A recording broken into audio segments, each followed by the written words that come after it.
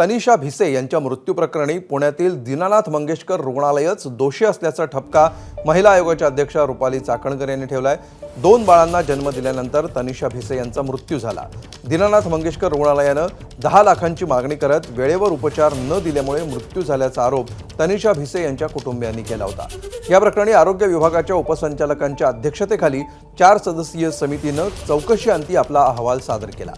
महिला आयोगाच्या अध्यक्षा रुपाली चाकणकरांनी या अहवालाचं वाचन करताना दीनानाथ मंगेशकर रुग्णालयाच्या हलगर्जीपणाचा पाढाच वाचला। दरम्यान माता मृत्यू अन्वेषण समिती आणि धर्मादाय आयुक्तांच्या अहवालानंतर दीनानाथ मंगेशकर रुग्णालयावर कारवाईबाबतचा निर्णय घेण्यात येईल अशी माहितीही चाकणकरांनी दिली।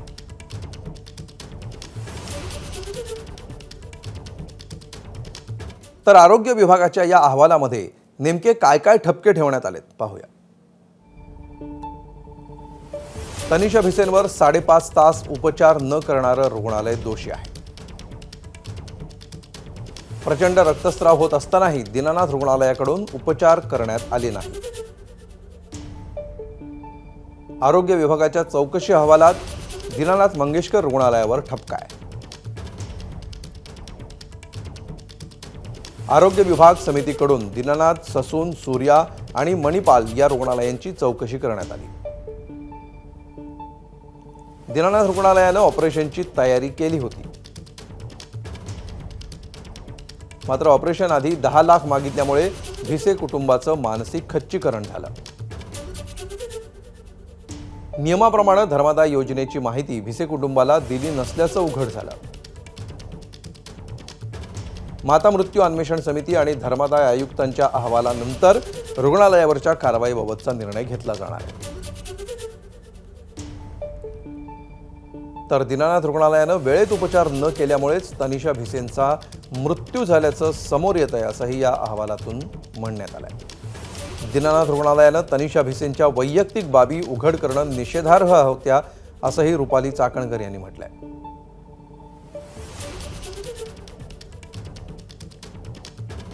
तर रुपाली चाकणकरांनी पत्रकार परिषद घेत दीनानाथ मंगेशकर रुग्णालयाच्या हलगर्जीपणावर बोट ठेवलंय।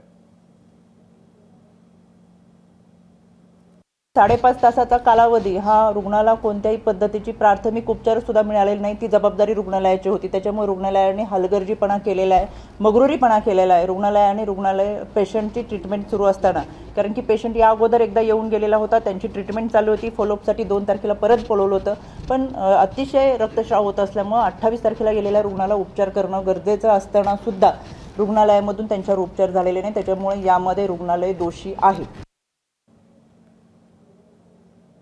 9:01 पेशंटची एंट्री हॉस्पिटलमध्ये दिसतीये।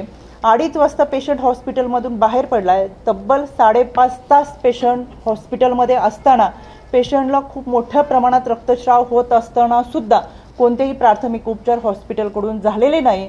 डॉक्टरांनी पेशंटच्या नातेवाईकांना सांगितलं की तुमच्याकडे जे काही औषध असेल, हा रक्तस्राव होऊ नये म्हणून यासाठी तुमच्याकडेच काही औषधं असतील किंवा तुमच्या जवळचे जे काही टॅबलेट असतील ते घ्या आणि तुम्ही तुमच्या पद्धतीने पेशंटवरती उपचार करा। यामध्ये 5.5 तासामध्ये हॉस्पिटलने कुठेही पेशंटवर उपचार केले नाहीत, सहकार्य केले नाही। यानंतर हॉस्पिटलमध्ये जेव्हा पेशंट गेले होते तर जवळजवळ 9:01 हॉस्पिटलमध्ये पेशंटची एंट्री आहे। याच्यामध्ये पेशंटला 28 तारखेला खरं तर 2 तारखेला बोलवलं होतं, पण हेवी ब्लिडिंग होतंय म्हणून 28 तारखेला पेशंट हा हॉस्पिटलमध्ये गेल्यानंतर डॉक्टरांशी संपर्क झाला। डॉक्टरांशी संपर्क झाल्यानंतर डॉक्टरांनी हॉस्पिटलमध्ये पेशंटला बोलवलं, संबंधित स्टाफला सूचना दिल्या की सर्जरीसाठी म्हणजे डिलिव्हरीसाठी आपण ऑपरेशनची तयारी करावी। त्या पद्धतीने स्टाफने ऑपरेशनची सुद्धा तयारी केली आणि पेशंटला ऑपरेशन थिएटरमध्ये घेऊन जाण्या अगोदर 10 लाखाची मागणी केली। हा राज्य शासनाच्या समितीचा हा अहवाल आहे। याच्यानंतरचा अहवाल आहे ते माता मृत्यू, कारण की याच्यामध्ये माता मृत्यू झालेला आहे, त्याच्यामुळे माता मृत्यू अन्वेषण समिती ही स्वतंत्ररित्या याच्यावरती काम करत असते। त्यांचा अहवाल उद्या सकाळपर्यंत येईल आणि धर्मादाय आयुक्त तिन्ही अहवाल एकत्र आल्यानंतर निश्चितपणाने रुग्णालयावरती कारवाई होणार। पुणे शहरामध्ये जवळजवळ 56 धर्मादाय रुग्णालय आहे। उच्च न्यायालयाच्या 2003च्या तरतुदीतल्या नुसार उच्च न्यायालयाने अशा पद्धतीच्या सूचना दिलेल्या आहेत की ही सगळी नियमावली जी रुग्णालयांनी पाळणं अपेक्षित असताना स्वतःच्या रुग्णालयाच्या नावापुढे धर्मादाय हा शब्द लिहिणं अनिवार्य असताना सुद्धा आजही कित्येक रुग्णालयांच्या पुढे ते दिसत नाही. त्याच्यामुळे त्या अनुषंगाने राज्य महिला आयोगाकडून देखील संबंधित आरोग्य विभागाला आणि डीन असतील त्यांना सुद्धा पत्र जाणार आहे की अशा पद्धतीने ज्यांना ज्यांनी धर्मदाय रुग्णालयाची नावं वापरणं गरजेचं आहे.